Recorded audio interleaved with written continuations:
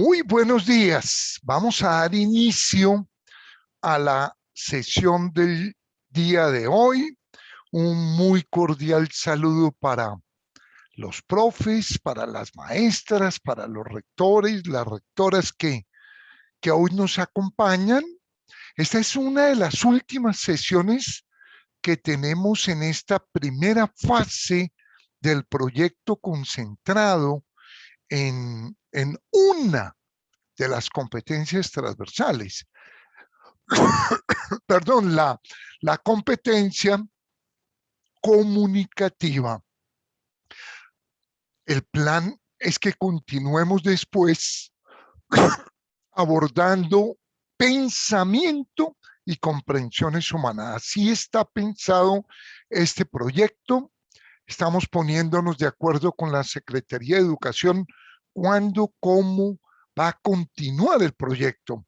Ahora el trabajo pasa a cargo de ustedes y el último módulo está totalmente concentrado en ustedes, en convertir las ideas que hemos venido trabajando en un lineamiento curricular para un ciclo o para dos ciclos, en un trabajo en equipo en cada institución. De las cosas más interesantes en los sondeos que yo he aplicado en algunas de las sesiones anteriores es haber comprobado que uno de los cambios más grandes generados en especial por la pandemia ha sido el de darle un peso especial al trabajo en equipo. En cada colegio ya tendrían que tener ese material, ese lineamiento. Les vamos a pedir que el día jueves 26 esté entregado ese documento y nos reuniríamos el jueves 9 de septiembre para revisar solo algunos de esos materiales. Vamos a armar 2 mesas de trabajo para revisar en cada una. Apenas alcanzamos a revisar 3 de los documentos que lleguen a mayor nivel para que todos sigamos aprendiendo del trabajo en equipo, no solo al interior de la institución, sino entre una institución y otra. Para el día de hoy, le hemos pedido a Henry, hoy y de hoy en 8, que muestre un lineamiento de cómo podría abordarse el trabajo en alguno de los ciclos de las competencias comunicativas. Y él hoy va a trabajar en torno a los 2 primeros ciclos, cómo podría caracterizarse ese trabajo en competencias comunicativas. Le damos la bienvenida a Henry.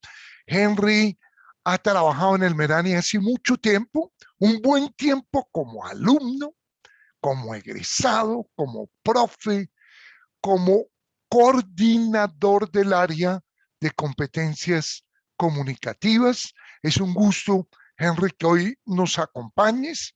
Henry está culminando su doctorado en filosofía política y su tesis es en torno a estas preguntas que estamos aquí abordando, a la relación entre lectura crítica y democracia, una tesis que hubiera podido dirigir, por ejemplo, Stanislao Zuleta, porque esas fueron las preguntas como suelen ser las preguntas nucleares de los grandes filósofos.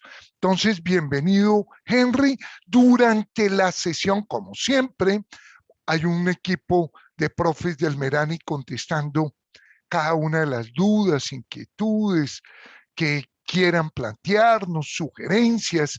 Vamos a estar con Ángel Pérez, con Vanessa Vargas, vamos a estar con Víctor Leguízamo.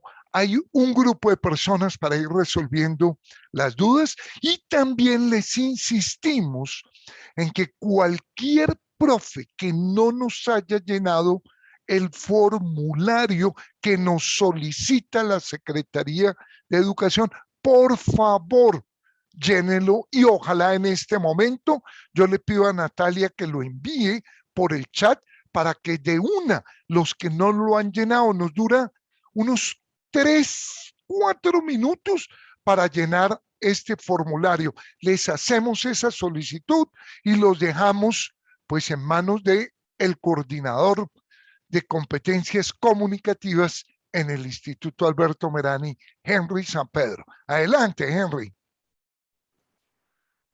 Muy buenos días a todos y a todas. ¿Me escuchan bien, verdad? Verificamos primero eso. Muchas gracias, Julián, por tan elogiosa presentación.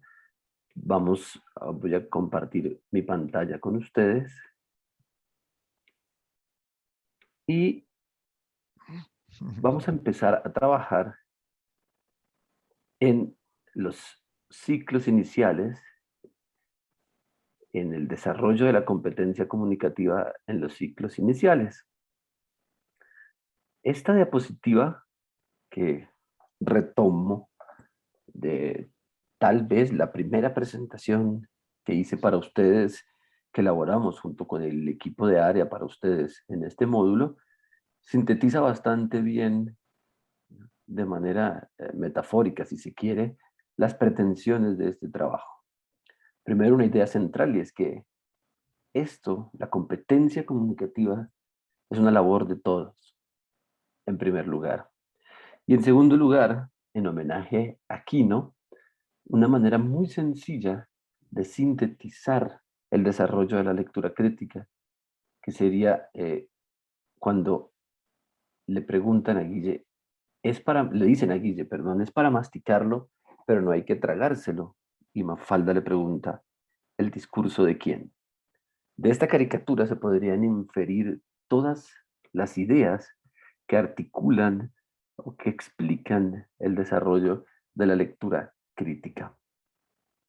Sin embargo, tal como lo explicaba Julián hace un momento, la presentación que vamos a hacer, el conversatorio, la charla que vamos a tener hoy y la próxima vez, se va a concentrar en la articulación de las competencias comunicativas entre el ciclo inicial y la básica primaria. Lo vamos a hacer tanto en esta charla, en la que desarrollaremos la primera parte, como en nuestro siguiente encuentro del próximo jueves. Hay varias razones para tomar esta decisión.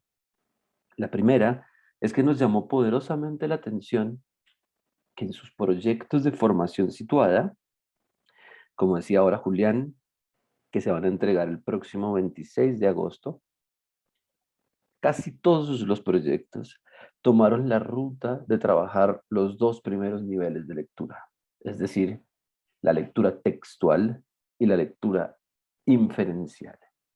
Eso nos llamó poderosamente la atención porque además nos parece una ruta adecuada.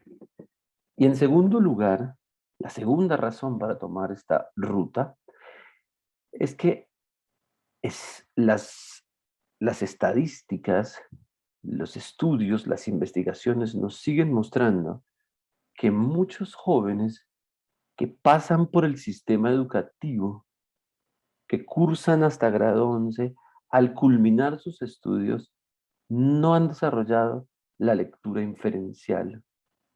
Y sin lectura inferencial y textual, la lectura contextual y crítica, la interpretación crítica de discursos es débil y es más bien charlas insulsas o ejercicios de interpretación sin fundamento.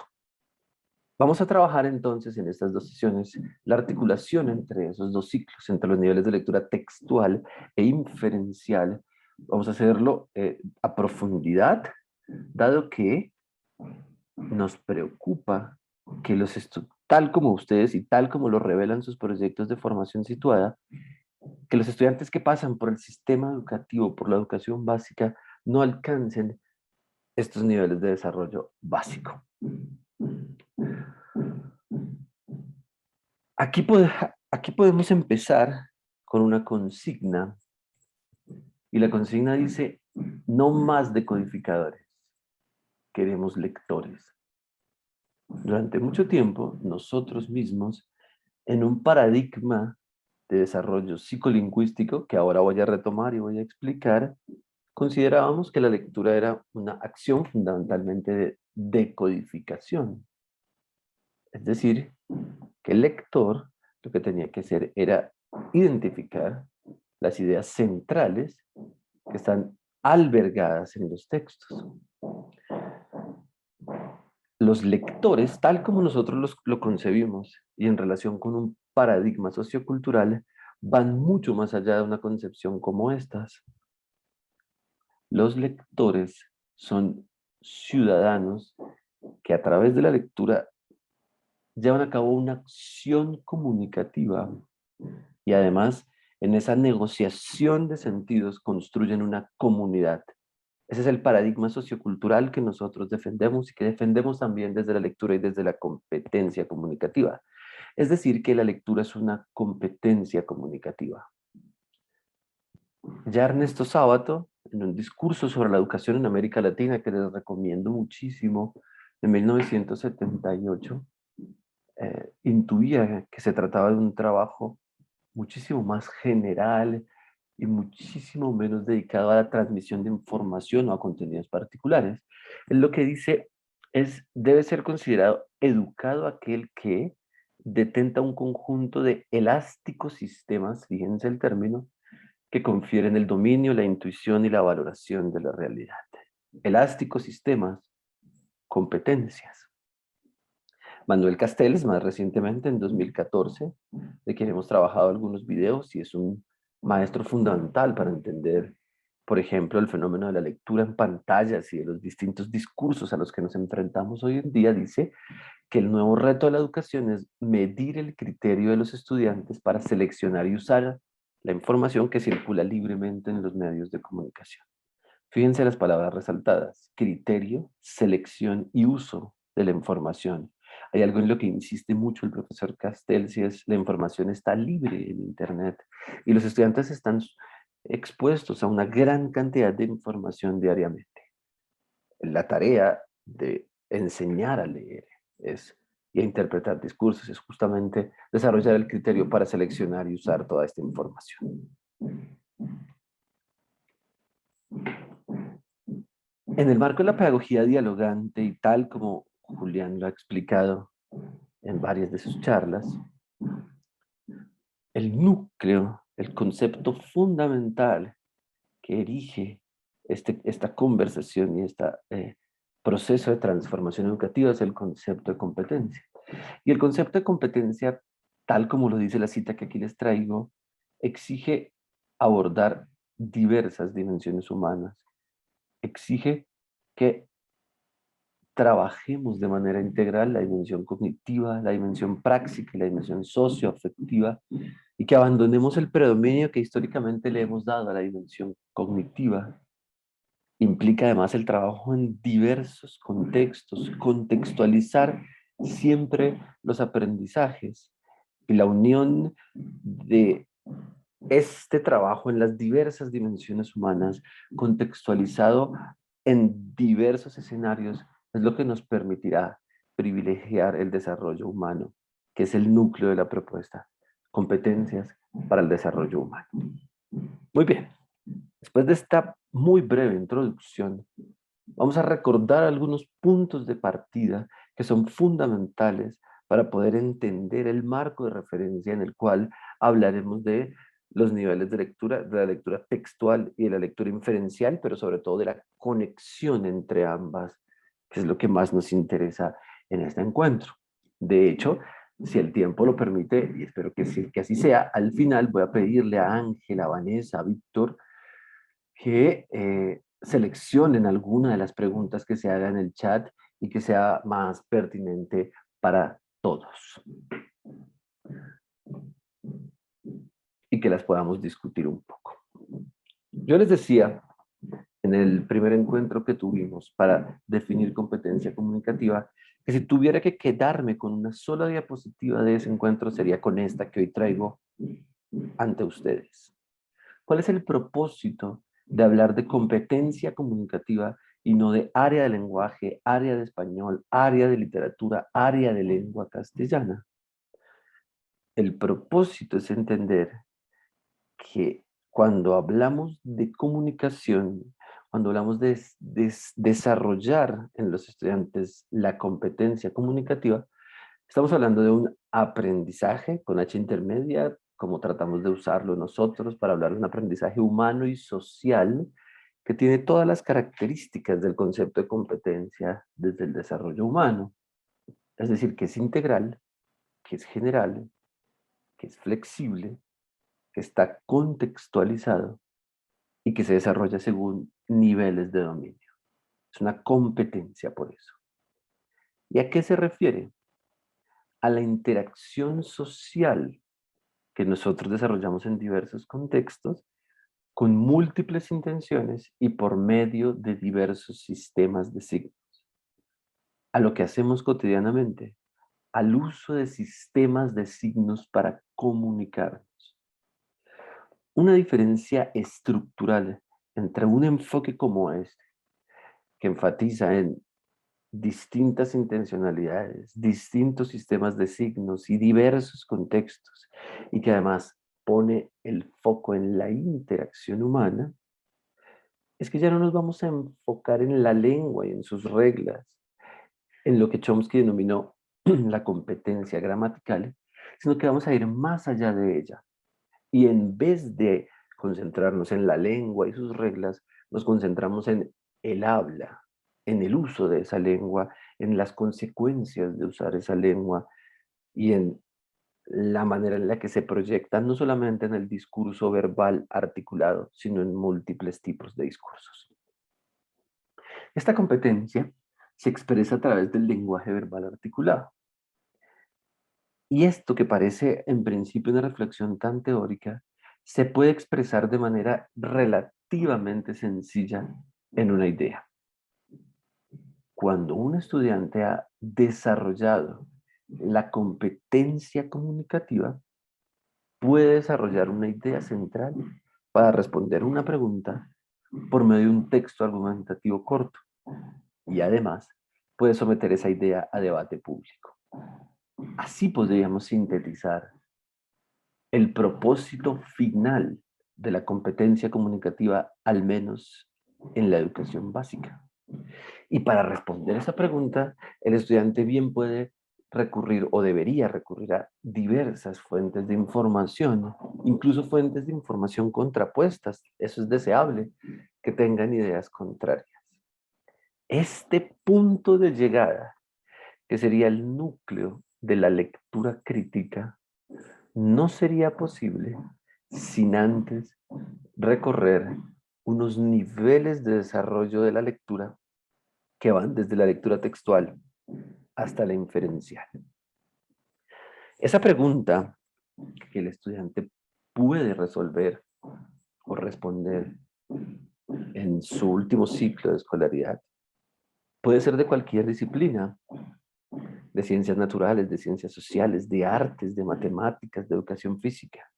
Por eso se trata de una labor de todos, porque todas las disciplinas podrían, o deberían más bien, desarrollar esta competencia que es transversal a todas las áreas.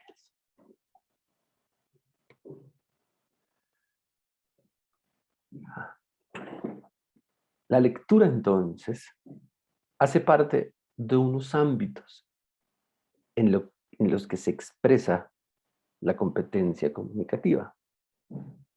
Hay por lo menos 4 de esos ámbitos de comunicación. El primero es la lectura de discursos, en la que nos concentraremos, y voy a explicar otra vez por qué. Estoy recapitulando algunas de las ideas que ya hemos trabajado en encuentros anteriores. El segundo es la producción oral y la escucha, ambas ligadas, relacionadas. No puede haber una producción oral completa, integral, si no hay un proceso de escucha. Sin un proceso de escucha no habría negociación de sentidos, que es un término técnico fundamental en las competencias comunicativas. El propósito o uno de los propósitos nucleares justamente de la competencia comunicativa es la construcción de comunidad a través de la negociación de sentidos. la escritura y los lenguajes multimodales. Estos últimos, que en este cuadro están enmarcados en azul claro, poco han llegado a la escuela y son a los que más están expuestos nuestros estudiantes. La categoría lenguajes multimodales, que la introdujo en Colombia tal vez el profesor Jesús Martín Barbero, fallecido hace poco, a quien debo varios de los aprendizajes y de lo que les estoy contando en este momento, a sus textos y a sus conferencias, explicaba de manera sencilla que los lenguajes multimodales son la combinación de varios sistemas de signos. Como la palabra lo indica, multimodo, es decir, diversos modos, diversos sistemas de signos. Un cómic es lenguaje multimodal, una película es lenguaje multimodal, una historieta es un lenguaje multimodal, y tal vez el más complejo de los lenguajes multimodales es el hipertexto o los textos por internet, cuya característica esencial es que son textos infinitos, es decir, que uno puede transitar de un vínculo a otro, a otro, a otro, de manera infinita, lo que se denomina la hipervinculación. ¿Por qué nos concentraremos en lectura? Porque es la competencia comunicativa de la que, el ámbito, perdón, en el que se expresa la competencia comunicativa del que dependen los demás, está interconectada con todos los otros, a pesar de que son ámbitos de comunicación distintos, y uno puede ser un muy buen lector, pero puede ser no tan bueno para producir discursos orales y para escuchar, es decir, puede haber disincronías entre ellos. Varios científicos y varios neurocientíficos han descubierto que la lectura transforma el cerebro. Les podría recomendar algunos textos sobre esto, y que esa transformación que genera la lectura impacta también la escritura, la interpretación de lenguajes multimodales y la producción oral y la escucha. Dicho de otra manera, es más sencillo modificar la competencia comunicativa de manera estructural a partir de la lectura de discursos que a partir de la escritura, de la producción oral de los lenguajes multimodales.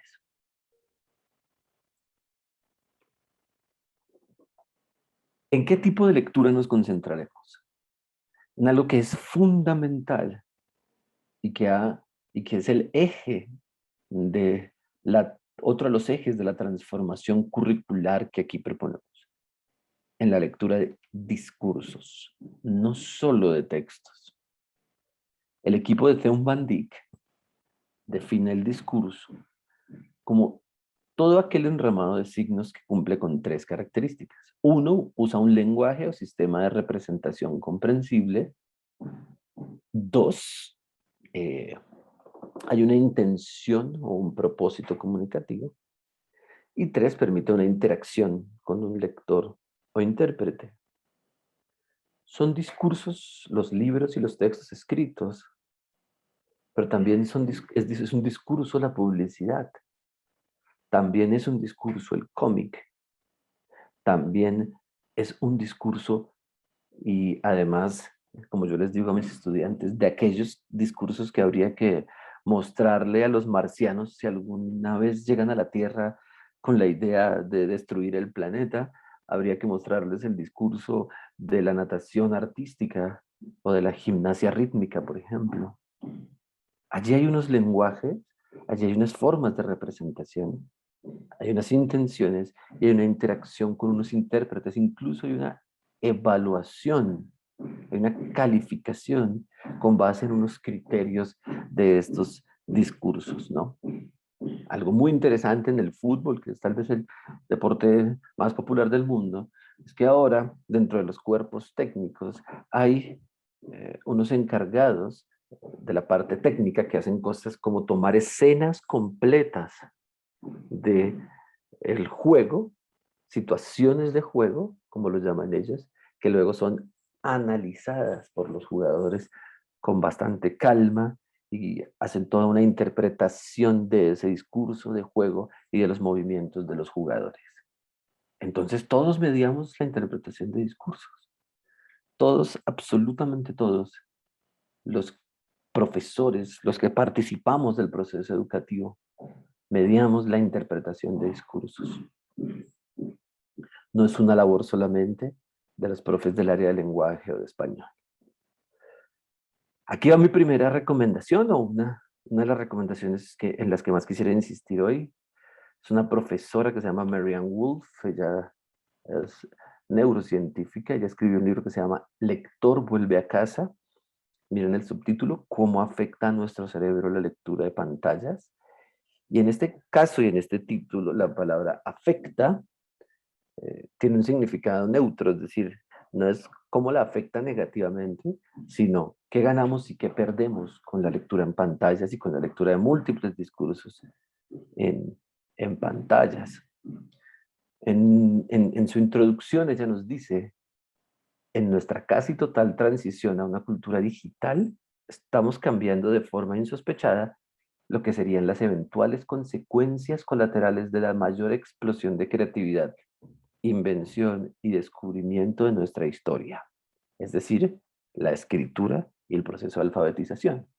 Como expongo en estas cartas, existen razones de peso tanto para el entusiasmo como para la cautela cuando observamos los cambios específicos que afectan al desarrollo de nuestro cerebro lector. Unos cambios que ya han empezado a producirse y que pueden seguir sucediendo de múltiples maneras en un futuro próximo. Fíjense lo interesante. Ya no leemos solo textos escritos, leemos múltiples discursos.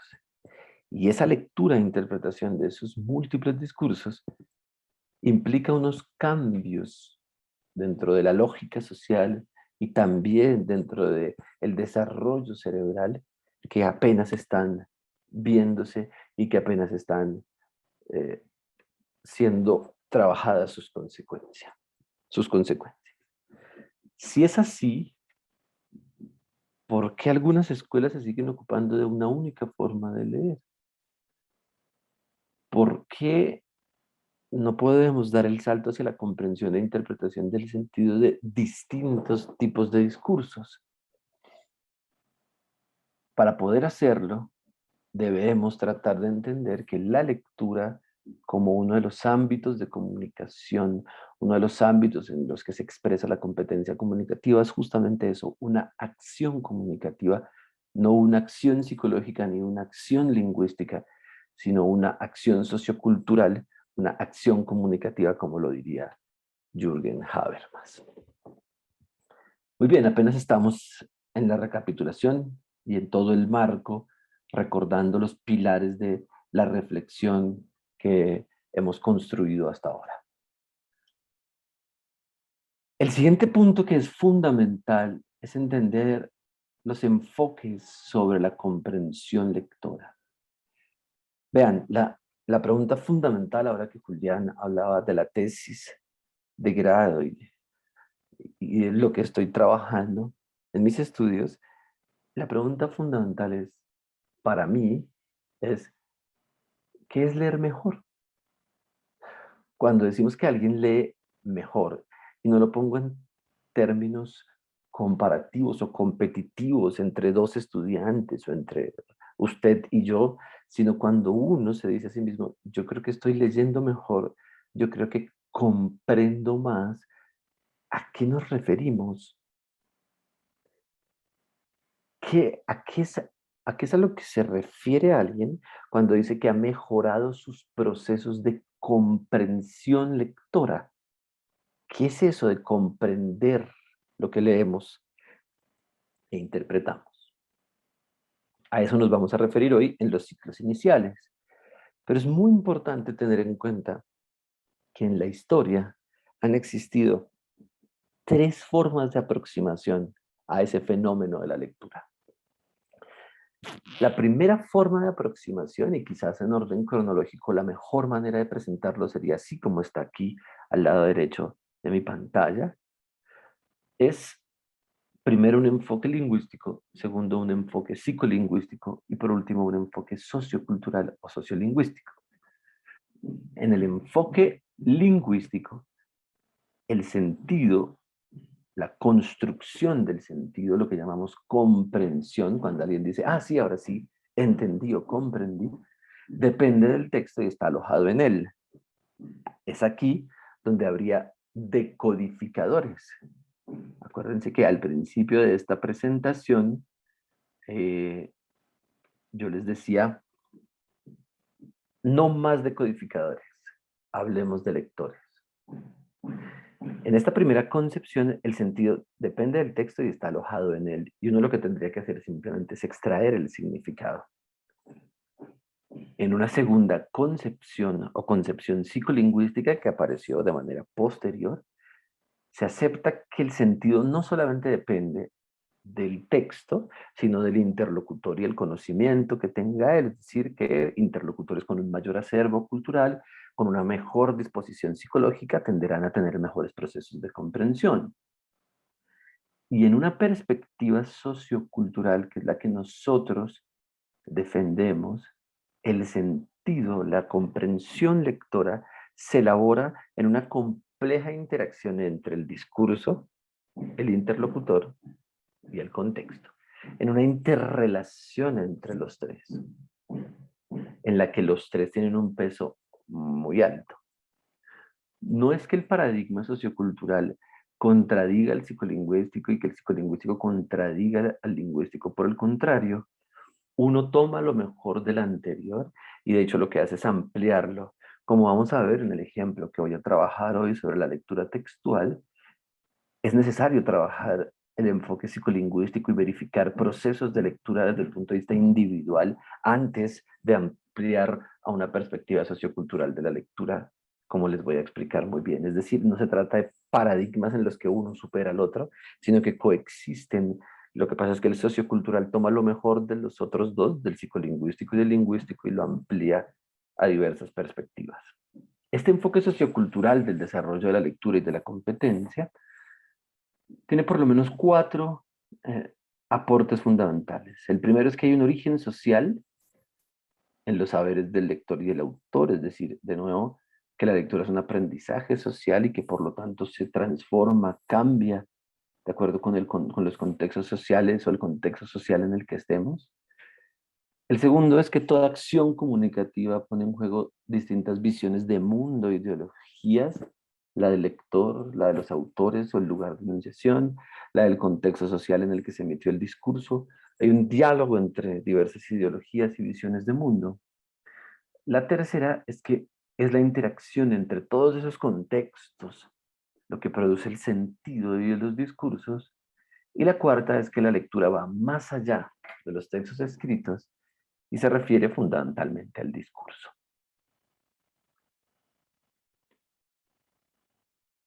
Muy bien, ya para ir cerrando este marco de referencia, que lo que hace es recoger las ideas que hemos trabajado hasta ahora para poder ahora sí introducir la lectura textual de los ciclos iniciales. Les vuelvo a formular una pregunta que creo que ya les hice en algún momento.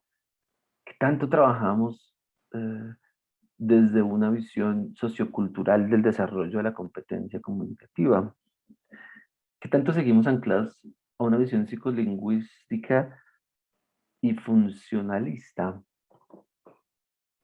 Los más recientes estudios antropológicos, como los de Michel Petit, a quien les recomiendo muchísimo, eh, afirman que trabajar la lectura solo desde una visión psicolingüística derivaría en el funcionalismo de la lectura. ¿Y qué es eso del funcionalismo de la lectura? Pues justamente simplemente es creer que la acción lectora se manifiesta únicamente en responder bien unas pruebas, por ejemplo. Por eso hay un funcionalismo. Las pruebas son útiles y ahora les voy a mostrar un ejemplo con una prueba que hacemos de manera individual en el ciclo exploratorio, es decir, en el ciclo inicial. Claro, son muy útiles las pruebas, pero lo que es leer no se restringe solamente al desarrollo de las pruebas. Tal como lo ha explicado Julián en otros momentos, son instrumentos de medición muy útiles pero no son ni el único ni el absoluto para medir la calidad de la educación, en este caso, la calidad de los procesos de lectura. Al lado derecho hay una fotografía de algo que sucedió hace algunos meses en el Capitolio de los Estados Unidos, instado por el expresidente Donald Trump, eh, acompañado de una pregunta, y es, ¿qué pasa, ¿qué pasa con ese tipo de situaciones? ¿Por qué millones de personas hoy en día en el siglo XXI apoyan ideas de reivindicación de la supremacía blanca? ¿Cuál fue su proceso educativo? ¿Cómo aprendieron a leer? Eh, y es que hoy más que nunca hay que entender la comunicación y la lectura como un aprendizaje social cuyo propósito justamente es la consolidación de la democracia. Y es la consolidación de la democracia, la participación activa de los ciudadanos en debates y en decisiones políticas, lo que va a permitir el multiperspectivismo, la convivencia de diversas visiones de mundo, pero también va a evitar que triunfen ideas racistas, excluyentes, con base en la clase social, en la adquisición de bienes, de dinero, etc. Y los elementos lingüísticos y psicolingüísticos del desarrollo del lenguaje van a estar al servicio de esto, de la comunicación con una perspectiva crítica y de una consolidación de la democracia.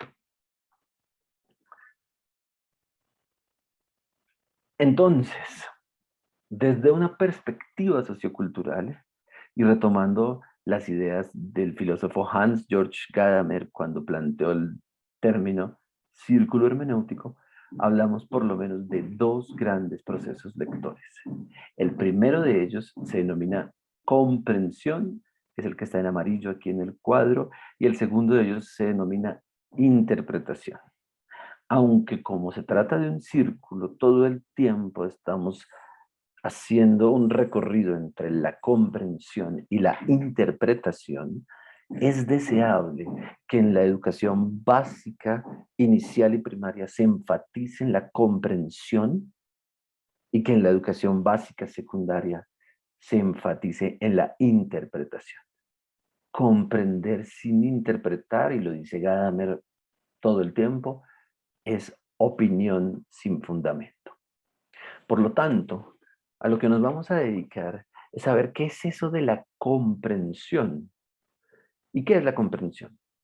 Poder identificar la estructura semántica del discurso, poder elaborar, construir sus ideas esenciales, poder describir el significado, poder responder la pregunta de la literalidad, de qué dice el discurso, encontrar los innegociables del significado o los núcleos del sentido. Una forma sencilla de explicar esto de la comprensión es que uno pueda decir lo mismo que dice el texto, pero con otras palabras, por un lado, en un primer nivel, o que uno pueda reproducir, elaborar las ideas esenciales de lo que ha leído o interpretado. Y en una segunda fase, que es lo que correspondería a la lectura contextual y crítica, hay una ampliación del sentido. Es, diría Van Dyck, extradiscursivo, la relación con los contextos, la elaboración de un juicio de valor propio, lo que sería ya propiamente la lectura crítica, que es, en síntesis, la lectura de la ideología. Dicho de otra manera, los primeros ciclos se deben concentrar en el significado y son los ciclos mayores los que se deberían concentrar en el sentido de los discursos. Cuando nos preocupamos por el significado, respondemos a preguntas sencillas como ¿qué dice y qué no dice el discurso? ¿Cuáles son sus ideas principales? Mientras que cuando hablamos de la elaboración del sentido, respondemos preguntas como ¿cuál es la relación del discurso con mi propio contexto, con el contexto de la familia, con la institución, con el país, con el mundo? ¿Cuáles son las ideologías y creencias que enmarcan el discurso? ¿Qué relaciones de afinidad o diferencia tiene el discurso con otros discursos sobre el mismo tema? A pesar de esto, En los discursos iniciales, en los ciclos iniciales, pues también hay algunos indicios de elaboración de sentido, porque los estudiantes relacionan los significados con su propia realidad. Por eso Gadamer lo plantea como un círculo. Lo que pasa es que esos indicios de elaboración de sentido o de interpretación, diríamos, esos primeros ejercicios iniciales que van a propiciar el posterior desarrollo de la lectura crítica, son eso, ejercicios iniciales. Solamente las intuiciones en las que se basará el desarrollo de niveles de lectura posteriores y más complejos.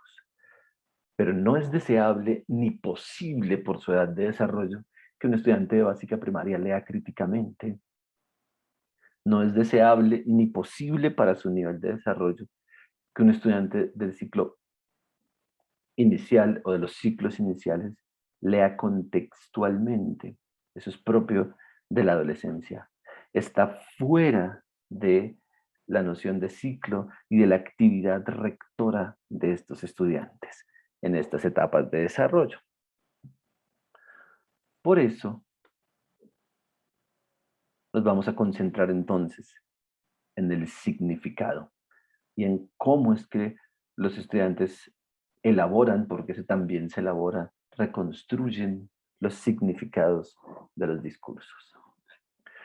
Cuando nos enfrentamos a todo discurso, a cualquiera de ellos, entonces uno responde, o más bien se ubica en tres ejes que fueron planteados por Roman Jacobs. Cualquier discurso, textos escritos, publicitarios, textos audiovisuales, discursos multimodales, tiene tres partes o responde a tres partes: la forma, la función y el funcionamiento discursivo. Es decir, una estructura, una intencionalidad y unas relaciones entre las partes de esa estructura. Dicho de otra manera, hay tres preguntas que uno responde cuando lee: ¿cómo está elaborado el discurso? ¿Cuál es el propósito del discurso? ¿Y cuáles son las relaciones entre las distintas partes del discurso? Hace un momento les decía, hay una pregunta que me obsesiona y que es tal vez la pregunta de mi vida, pues, y es: ¿qué es leer mejor? Cuando yo digo, estoy leyendo mejor, ¿qué es lo que hago?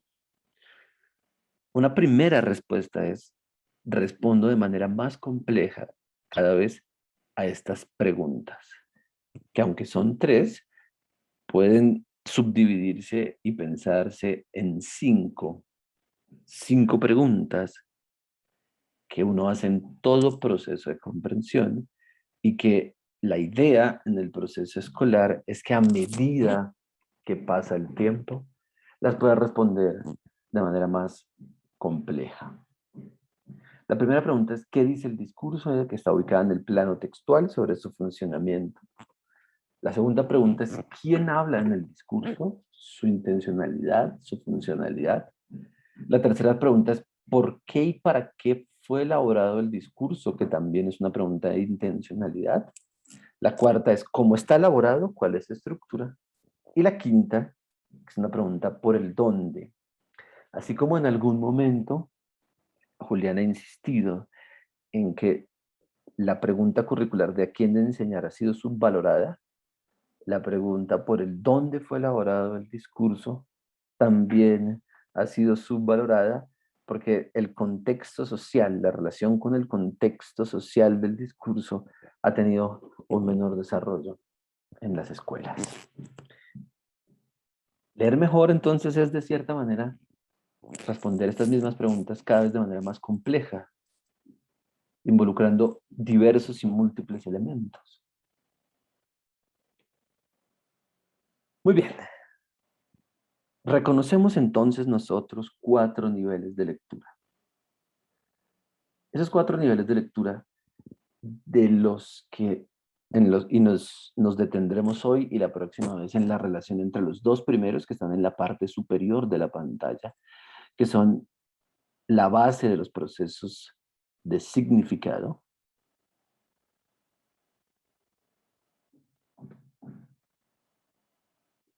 Nos concentraremos en el plano textual en el plano inferencial. Es decir, desde la estructura que ha elaborado el equipo del Instituto Alberto Merani, porque valga decir que todas las reflexiones que yo aquí les presento no son mías, son reflexiones del equipo de área que están sustentadas en documentos elaborados en equipo, como vamos a ver ahora un video. El equipo ha llegado a la conclusión de que en los dos ciclos iniciales en los que se trabaja el significado, deberíamos hablar de competencia textual y de competencia inferencial. Mientras que en los dos ciclos siguientes, en los ciclos que nosotros denominamos contextual y proyectivo, que son los ciclos que agrupan a los adolescentes en su fase puberal y tardía, trabajaríamos la competencia contextual y la competencia crítica. En pocas palabras, y así como les dije hace un momento, este sería otra de las diapositivas que me gustaría se llevaran y los dejara pensando. La competencia textual es paráfrasis e inferencias directas.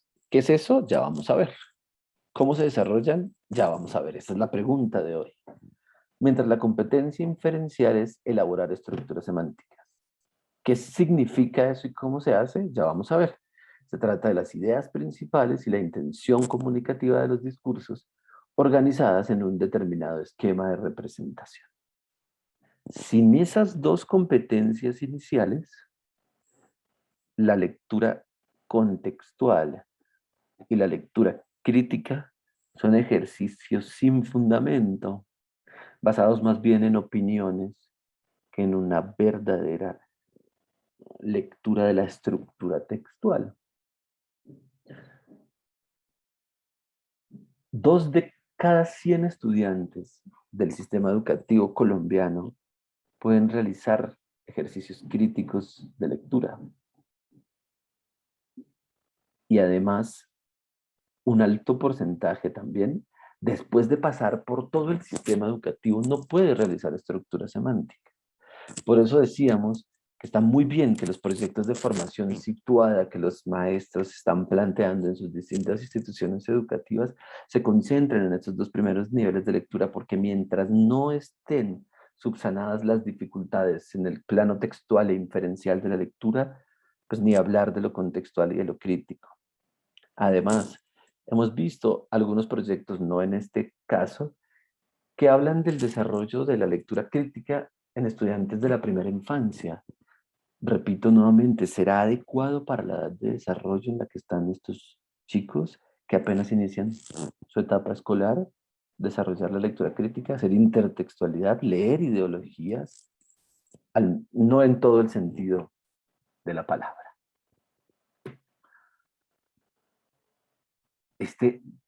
Ya lo explicamos muy bien. Vamos a cerrar esta primera parte, que es una parte en la que hubo una contextualización, es decir, otra vez volvimos a poner las ideas principales, el fundamento de la propuesta para poder entrar dentro de la lectura textual. Si hubiéramos entrado directamente en la lectura textual sin haber hecho este recorrido por los conceptos principales, pues habríamos quedado un poquito sin los fundamentos. Vamos a explicar brevemente una pregunta que asalta mucho a los profes de las instituciones con las que trabajamos. Y es por los niveles de desarrollo de la competencia en los ciclos. Me han preguntado varios a través de distintos medios, bueno, ¿y ustedes desarrollan todo un ciclo competencia textual? Es decir, todo un ciclo se dedican a paráfrasis y inferencias directas. Y la respuesta es sí, todo un ciclo. No solamente todo un ciclo, sino todos los maestros sabemos que debemos trabajar en esa competencia transversal. Dicho organizativamente, hay un ciclo que es el ciclo exploratorio. Ese ciclo exploratorio tiene un nivel A, un nivel B y un nivel C, que equivaldría a transición primero y segundo. En el nivel A, lo que se hace en todos los ciclos es recapitular, retomar la competencia propia del ciclo anterior. En el caso de los chicos que llegan a exploratorio A, es decir, el primer curso en el Instituto Alberto Merán, lo que se hace es ver con qué grado de aprestamiento y de acercamiento a la lectoescritura han llegado. Algunos ya saben leer y escribir, otros no. Algunos han desarrollado toda su motricidad gruesa y fina para poder llevar a cabo los procesos de desarrollo de pensamiento y de lectura, otros no. Entonces hacemos un diagnóstico de cómo vienen de su educación preescolar. En un nivel B, inicia la competencia del ciclo, o sea, en exploratorio B, en lo que equivaldría a primero, y en un nivel C hay una consolidación de esa competencia propia del ciclo. Uno de los principios que ha explicado Julián es profundidad antes que extensión. Insisto, una sola competencia durante todo un ciclo de desarrollo. Y esto es válido para todos los ciclos. En el siguiente ciclo, que es el conceptual, también hay un nivel A, un nivel B y un nivel C. En el nivel A se recapitula, en este caso, la lectura textual. En el nivel B se inicia la competencia inferencial y en el nivel C se consolida esa competencia inferencial a través del desarrollo de estructuras semánticas, que es lo que trabajaremos en la siguiente sesión. Muy bien, vamos a irnos con cómo desarrollar la lectura textual en el ciclo inicial. Es decir, el primer nivel de lectura. Antes de hacerlo, y dejo intencionalmente esta diapositiva para que disfruten de la caricatura, voy a pedirle a Nico, si estás por allí, que hagamos un sondeo sobre todos estos conceptos que acabo de recorrer rápidamente, sobre la apropiación y el desarrollo de esos conceptos. Nicolás, ¿estás allí? Te escuchamos. Muchas gracias, Henry. Buenos días a todos, a todas. Ya hace un momento lanzamos entonces este sondeo. Son 6 preguntas todas cerradas. Voy a leerlas brevemente mientras damos tiempo a que ustedes contesten. Entonces, voy a finalizar para poder analizar con ustedes y compartir los resultados. Tenemos 130 respuestas en este momento. Entonces, comparto en este momento los resultados. Para la primera pregunta, en las prácticas cotidianas de la institución educativa en la que trabajo, el desarrollo de los procesos de lectura está fundamentalmente a cargo de, y hay 2 opciones predominantes, el área del lenguaje fundamentalmente de todos los ciclos, pero también se identifica que es una responsabilidad de todos los maestros. 40% sin embargo está con que es fundamentalmente está a cargo de el área del lenguaje. Menos, un poco menos, los profesores y profesoras de ciclos iniciales. De todos los profesores de ciclos iniciales. Respecto a la mayoría de profesores, segunda pregunta, la mayoría de profesores de la institución educativa en la que trabajo, digamos, ¿qué grado de acuerdo tendrían con la siguiente afirmación? La de, si uno de los núcleos de la transformación pedagógica que proponemos es que no solamente leemos e interpretamos textos escritos, sino distintos tipos de discursos, en general hay un grado de acuerdo alto, más de la mitad, casi 60% parcialmente de acuerdo, pero un 30% restante totalmente de acuerdo. Diríamos que hay un grado de acuerdo medio alto. Y para las siguientes preguntas respecto a los paradigmas en los cuales estamos. Primero, en la institución educativa en la que ustedes trabajan, consideran en un 60% que están concentrados fundamentalmente en un paradigma lingüístico. Hay luego una distribución casi de 20% en las 2 opciones restantes, el sociocultural un poquito más, del 20%, pero un 60% en el psicolingüístico. Y si nos vamos a la forma en la que ustedes aprendieron a leer y el paradigma que estaban, digamos, enmarcada es la forma en la que ustedes aprendieron a leer, aún más alto el paradigma lingüístico, un 75%. 3 de 4 de los profesores y las profesoras que contestaron aquí hablan de que pues, estaba enmarcado en ese paradigma lingüístico, más que el psicolingüístico y menos aún, solo el 10% del sociocultural. Precisamente respecto, pues relacionado con esto anterior, pues cuáles de estos siguientes ejercicios fueron utilizados. Hay, digamos, una respuesta sobre planas, dictados, transcripciones, pero un 75% contesta que todas las anteriores. O sea, todos estos recursos, todos estos ejercicios, solamente un 1% contesta que ninguna de las anteriores. O sea, estos fueron ejercicios muy comunes en el aprendizaje del código alfabético. Y por último, frente a las afirmaciones en mayor grado de afinidad, en realidad está un poco distribuido entre la primera y la tercera, fundamentalmente. 1 de cada 3 contestaría que sí, mis estudiantes leen pocos textos que son realmente útiles para su vida. Y 50%, un poco más, contesta que los estudiantes están expuestos a esos discursos multimodales, pero realmente no los leen o los interpretan, que es la última opción. 50% estarían en esa última de, están expuestos, a esos discursos como redes sociales, publicidad, páginas, entre otros, pero realmente no los leen o los interpretan. Bueno, mil gracias, Nico. Interesantes resultados sobre los paradigmas en los que hemos sido educados, sobre la manera en la que hemos trabajado la lectura, en la que hemos aprendido el código alfabético convencional. Y pude darle un ojito al chat, no me aguanté, a mí me parece que hay bastantes mensajes. Ahora los compañeros, y espero que el tiempo me dé, van a tener la palabra de Berta, Víctor, Vanessa, Ángel, que están allí trabajando en el chat, para recoger algunas de las preguntas que están allí. Y ahí hay una pregunta que asalta a varios de los maestros que nos acompañan y que también me han hecho en otros momentos, y es por el proceso de alfabetización inicial, es decir, la adquisición del código alfabético convencional en el instituto, que es algo verdaderamente apasionante y que sería propósito de un conversatorio entero. Les diría que un par de ideas sencillas está totalmente ligado a este nivel textual de lectura que voy a empezar a explicar con un poco más de detalle, en primer lugar. Y en segundo lugar, si ustedes investigan, hay un montón, de paradigmas.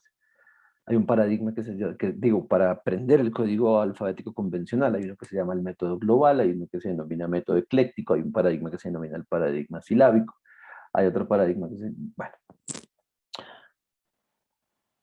Nosotros, desde el punto de vista sociocultural y antropológico, nos dejamos guiar por una propuesta que hacen las expertas Michelle Petit y Delia Lerner, y ellas hablan de construir ambientes alfabetizadores, en los que más allá del paradigma, de hecho dicen que uno debe combinar el paradigma fonético con el paradigma global, porque debe tratar de corroborar que los estudiantes hagan una lectura silábica correcta, pero al mismo tiempo la liguen siempre con el significado.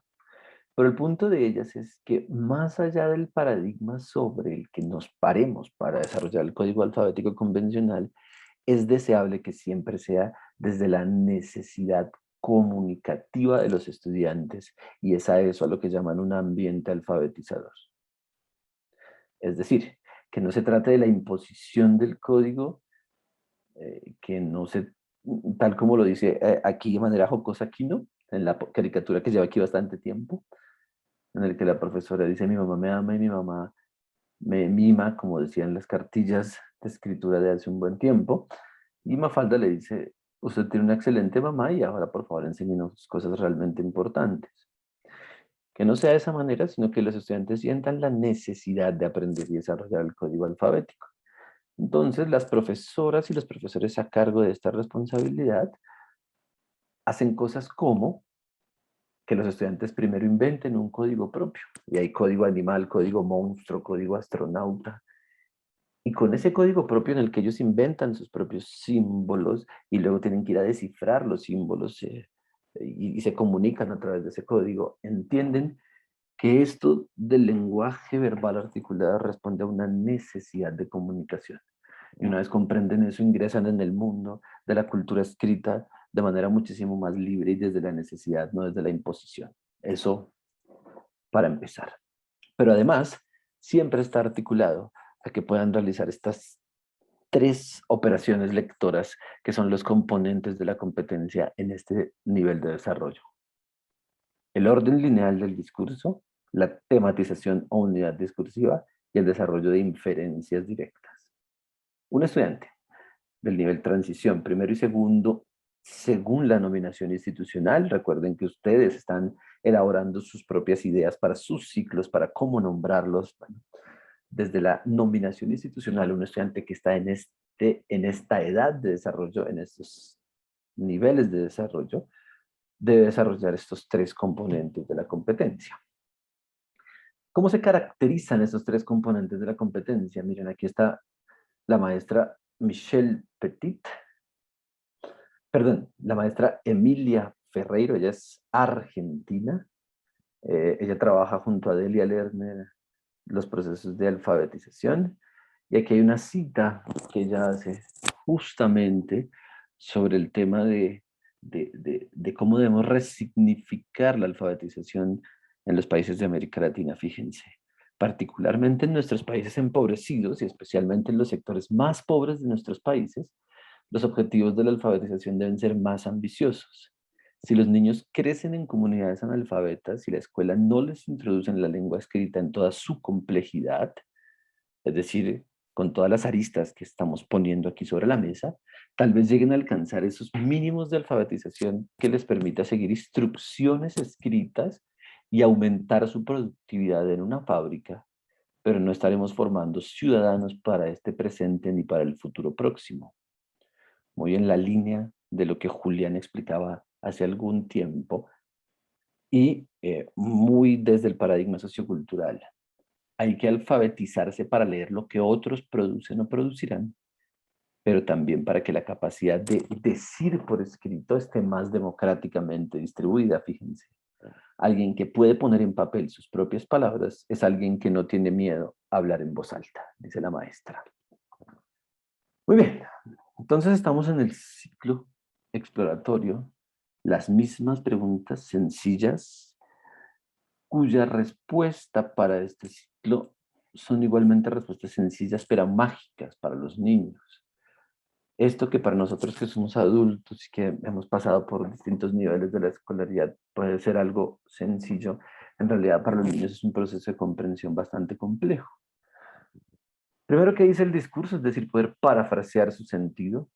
Segundo, ¿quién habla en el discurso? Es decir, ¿quién lo hizo? A los niños les sorprende mucho ver que hay un alguien que hizo el discurso y cuando pueden hablar con él, algunos de ellos se sorprenden mucho más. Dar cuenta de que hay unas partes, a eso es lo que denominamos el orden lineal discursivo. Tematizar en el por qué y para qué. Todavía no pueden hacer ideas esenciales.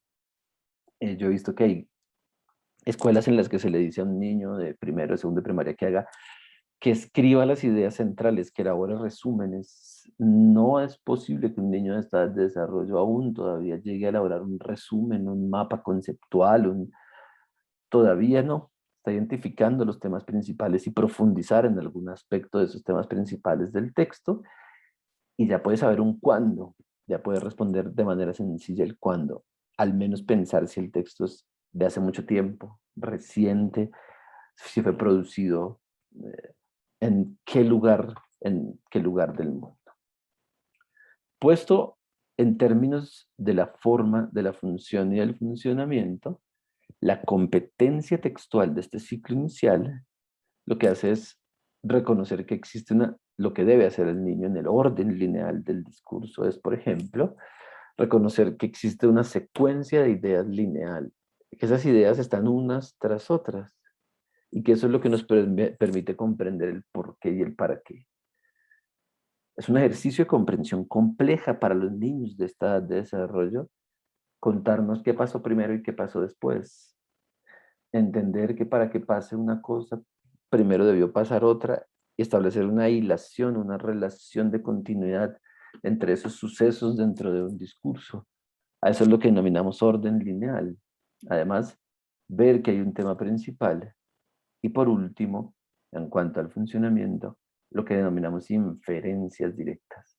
Es decir, parafrasear, emplear sinonimia, es decir, tener la capacidad en un texto escrito, por ejemplo, de cambiar una palabra por otra sin que se modifique el sentido de el texto escrito o utilizar el contexto del discurso para comprender el significado de palabras nuevas. De estos tres componentes de la competencia, el que va a ser fundamental y que está conectado de manera más directa con la elaboración de macroproposiciones o ideas centrales, es el de la tematización, y por eso nos vamos a concentrar un poquito en él. Dicho en términos sencillos y tratando de diferenciar lo que hace en términos de lectura textual, fíjense, es intencional que se llame textual, no literal, ya vamos a ver cómo todo el tiempo hacemos inferencias, cómo la literalidad de la lectura dura muy poco. Un estudiante de exploratorio A del primer nivel equivalente a transición, lo que hace básicamente es explorar en una idea, fíjense, usa el lenguaje verbal para expresar pensamientos y emociones y reconoce la existencia de códigos para comunicarse. Les decía yo que las profes de este primer nivel inicial, dado que reciben estudiantes que han adquirido el código, otros que no lo han adquirido, con diversidad de desarrollo motriz, fino y grueso, es decir, con múltiples diferencias en su desarrollo psicomotor, pues se dedican fundamentalmente a que el lenguaje verbal articulado sea cada vez más complejo y articular su lenguaje verbal articulado con sus pensamientos y emociones, y a que reconozca desde un ambiente alfabetizador la existencia de códigos para comunicarse, y a que se apropie del código alfabético convencional desde su necesidad de comunicarse. Eso es clave. Ya en el segundo ciclo es que construye la noción de texto, lo que nosotros llamamos tejido de signos con una intención comunicativa, consolida esa adquisición del código alfabético y desarrolla la noción de intercambio comunicativo. La textualidad aparece aquí, la unidad, un texto completo. Y ya es en el curso C, en el último nivel, en lo que equivaldría a segundo, donde ya puede identificar la unidad discursiva o identificar el tema principal, reconocer los elementos del orden lineal discursivo y realizar inferencias directas que, como les decía, son fundamentalmente la sinonimia y la paráfrasis.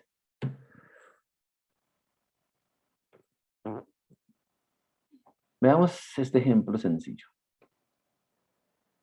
¿Qué sucede psicológicamente, o qué es lo que puede hacer un estudiante cuando lee textualmente? Entonces, en la parte de arriba vemos un textico que dice: Marcos vio un faisán volando entre las montañas. Sus plumas eran de color café, morado y azul. Estaba protegiendo a la hembra mientras empollaba sus huevos.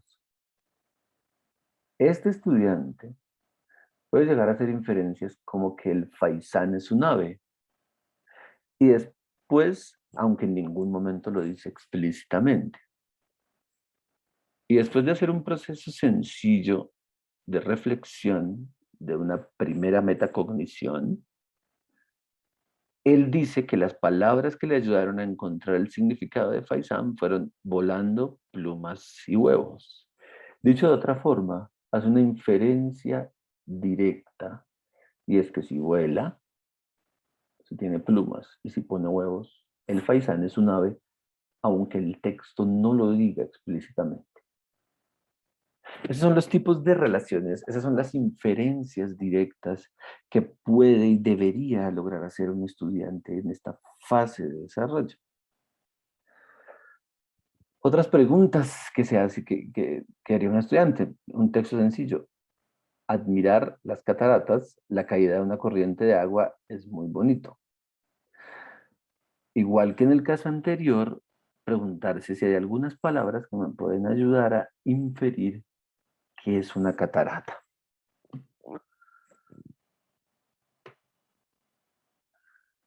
¿Qué podemos hacer para desarrollar la lectura textual? Ejercicios muy sencillos, ejercicios en en todas las clases que incorporen la escritura con sentido. Yo les preguntaba hace un momento, bueno, ustedes aprendieron con planas, aprendieron con dictados, aprendieron con transcripciones, con copiar palabras del tablero. Algunos, de hecho buena parte respondió que sí. Y no se trata de eso. Una vez el estudiante ha adquirido el código escrito, ¿cómo lo usamos como una estrategia de comunicación y aprendizaje? Y vean, este es uno de los primeros ejercicios que hace un estudiante del primer nivel. Apenas ha empezado, ha consolidado pues la palabra, digamos, de lo que equivaldría en la nominación a transición por allá en el último trimestre. Y las profes le dicen, escribe la palabra que podría reemplazar la imagen. Y les traje esta que es una de las imágenes más sencillas, pero hay múltiples, hay, para ver qué asociaciones hacen. Entonces la frase dice, amo a mí. Algunos escriben familia, claro. Otros niños hacen cosas muy interesantes como que tachan algunos personajes de la imagen y ponen mamá, papá, perro, gato, tía. Bueno, entonces, no solamente por eso, no solamente se trata de un ejercicio lingüístico, sino que luego la maestra le pregunta, fíjense, estamos apenas en los inicios, en- en la adquisición del código y en la consolidación de la palabra. Pues le pregunta que, ¿por qué, por qué puso esa palabra? ¿Por qué señaló, tachó, coloreó alguno de los miembros que están en este cuadro? Bueno, aquí les decimos, uno puede pensar ejercicios que podría uno usar en su clase, similares o análogos a estos en los ciclos iniciales. Tanto los profes de pensamiento, porque hay una asignatura de pensamiento, como los profes de matemáticas, de ciencias naturales, utilizan este tipo de ejercicios en el primer nivel de desarrollo, en el nivel A de la competencia textual. Vamos con uno un poquito más complejo. Si el anterior estaba ubicado en el nivel A, y ustedes van a poder tener, ustedes van a tener acceso a esta presentación para que lo puedan revisar. Este es un ejemplo de unidad discursiva y fíjense, desde el enfoque psicolingüístico. Aquí hay un texto sobre los tiburones, no lo voy a leer todo, es un texto corto, extraído de tiburonpedia.com. Es una prueba estandarizada que nosotros elaboramos y le aplicamos a los estudiantes, pero podría ser una prueba de ciencias naturales, no de lenguaje, por el texto. Vamos a fijarnos en dos elementos en este ejercicio que les traigo para mostrarles. En tres. Primero, que como les dije, no es que los paradigmas estén opuestos.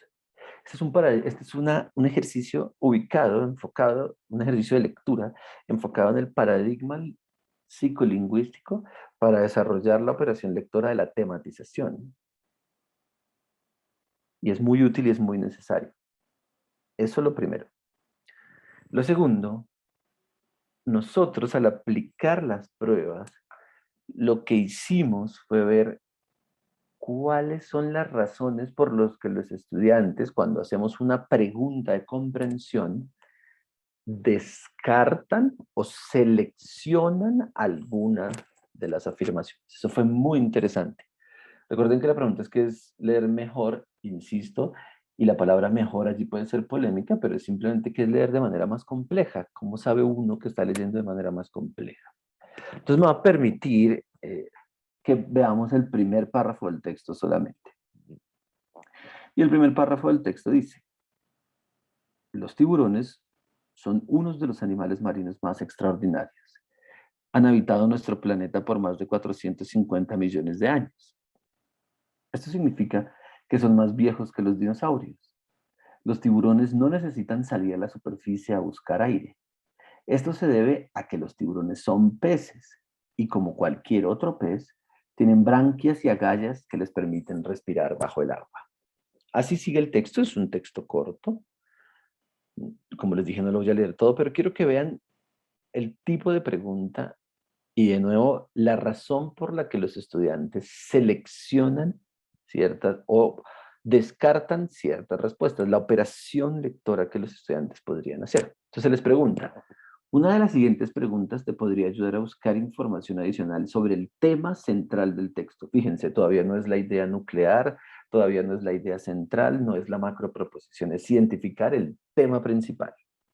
Bien, una inferencia de primer grado, una inferencia directa.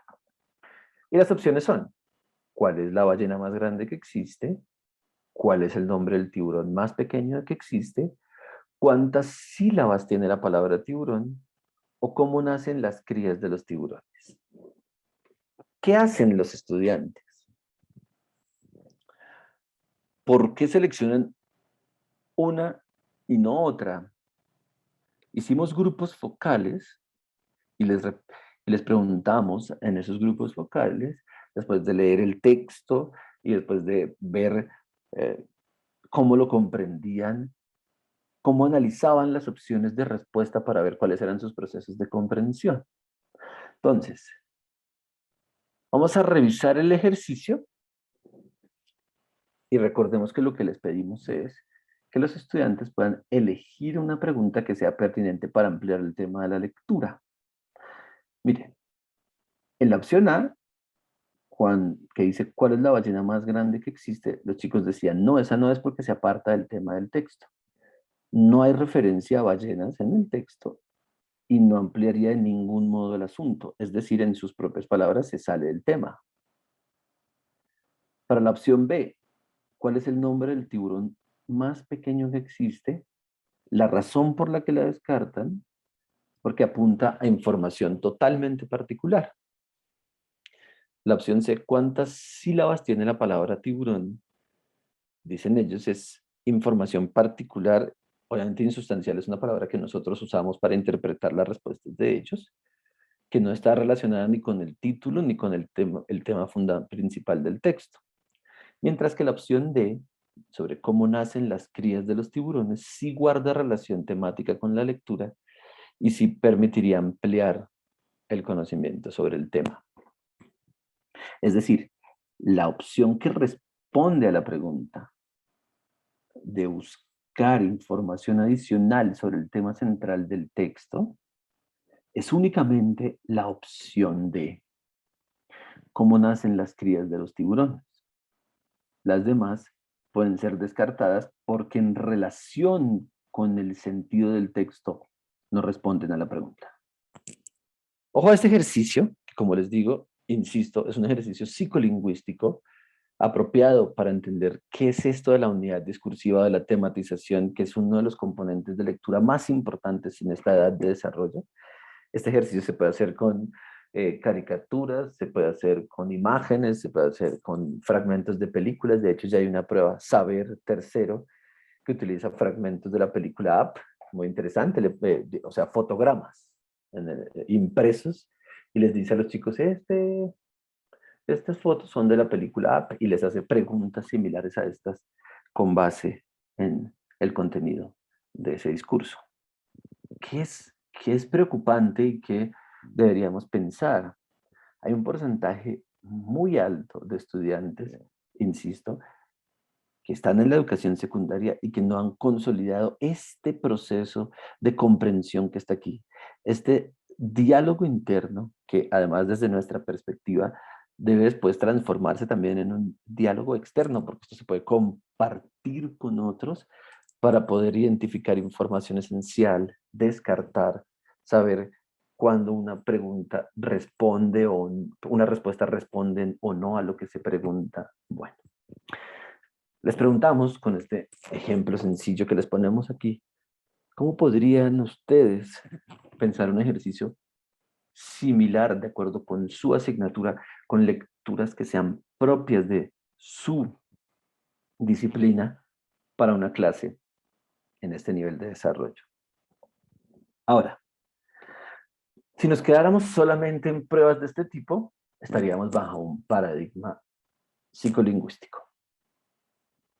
Si nos quedáramos solamente con lo que un estudiante puede responder o no en una prueba, estaríamos solamente bajo un paradigma psicolingüístico, que es algo que es valioso, que nos arroja información. Cuando un estudiante en el instituto, esto es parte, una pregunta, un ejemplo, una pregunta, una prueba interna que nosotros aplicamos a los estudiantes, que hemos elaborado y estandarizado nosotros mismos como equipo de área, y cuando la aplicamos nos arroja una información supremamente valiosa, porque nos permite ver que estudiantes, por ejemplo, eh, obtienen un resultado muy bajo y entonces un profe del área eh, le pide, por ejemplo, que lea en voz alta el texto y que responda en voz alta la prueba, y allí el profe se puede dar cuenta de aspectos del desarrollo psicolingüístico, pues que están con dificultades, si el estudiante salta palabras, si el estudiante salta letras, si el estudiante confunde alguna palabra con otra, bueno. Sin embargo, no nos quedamos allí. Para que un estudiante pudiera pasar al siguiente ciclo, cambiar de ciclo, hacemos además una prueba de desarrollo colectiva que evalúe la consolidación de la competencia. Es decir, tenemos pruebas individuales psicolingüísticas y tenemos esta prueba que les voy a contar cuál es la estructura desde el punto de vista sociocultural. Se trata de un álbum libro y una exposición. Les traigo aquí una imagen de Anthony Brown, de quien les recomiendo todos sus álbum libros, son absolutamente fascinantes.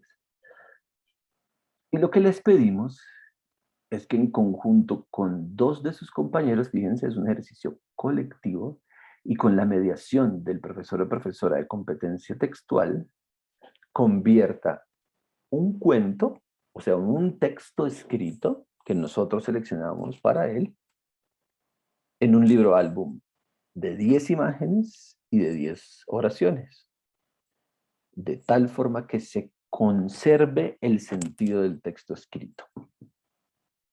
Es un ejercicio que se hace a lo largo de todo un semestre, un ejercicio en equipo. Y como dice aquí la instrucción, esta es parte de las instrucciones que se envían a los padres y a los estudiantes. Habrá una sesión en la que vas a exponer el libro a tus profesores junto con tu equipo de compañeros. Ellos, ante un equipo de evaluadores, exponen su libro álbum. Y les decimos que es importante que ningún adulto, excepto tu profe, te ayude con los dibujos o con la selección de las oraciones. Para poder lograr eso último, lo que hacemos es que lo mediamos en clase y les damos en clase tiempo para que sean ellos mismos quienes elaboren su libro álbum. Para determinar si un estudiante puede o no cambiar de ciclo, utilizamos una combinación de estos dos elementos. Pruebas escritas que evalúan aspectos como los que están evaluados en este tipo de preguntas que les estoy mostrando aquí, en la que tratamos de que los estudiantes lleguen a este tipo de razones para seleccionar información, para ubicar algunos temas, algunos elementos más importantes que otros dentro del discurso. Y además llevan a cabo una prueba colectiva, que es esta, que pueden presentar 3 veces durante el año, es decir, la presentan, reciben una realimentación y pueden reelaborarla 2 veces más en caso de que así se requiera. ¿Cuál es la conclusión de todo este proceso? Que leer es inferir, fundamentalmente. ¿Qué otra forma de responder a la pregunta de qué es leer mejor es inferir de manera más compleja?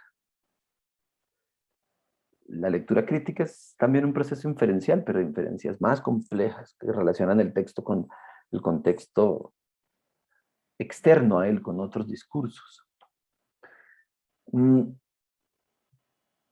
¿Y qué es inferir? Ya vamos a ver, y por qué inferir es tan importante, y esta es la conexión entre el primer ciclo, y por eso, ojo, nosotros no utilizamos el término lectura literal, porque la literalidad dura muy poco, uno todo el tiempo está haciendo inferencias. Es decir, para que se pueda producir significado, ya hay alguna clase de inferencias. La lectura fonética o literal es un proceso que en realidad se rompe rápidamente porque uno va a establecer inferencias. Los Estamos hablando del primer nivel de lectura y hay que tener en cuenta que la prueba de estado que evalúa la lectura crítica y que evalúa comprensión lógica y argumentación, pues los estudiantes colombianos no alcanzan ni el 50% de acierto. Y que las inferencias, la capacidad para hacer estas que son sencillas, ahí vamos a ir adentrándonos en unas que son más complejas, condiciona la lectura comprensiva de gráficos, de imágenes, de películas, de canciones, de caricaturas. Eh, Todo acto que nosotros llamamos actos de comprensión es una inferencia de algún tipo. Vean, para el 2012, y esto lo ha corroborado Julián, estos son estudios de ya hace 10 años, pero el problema no cambia.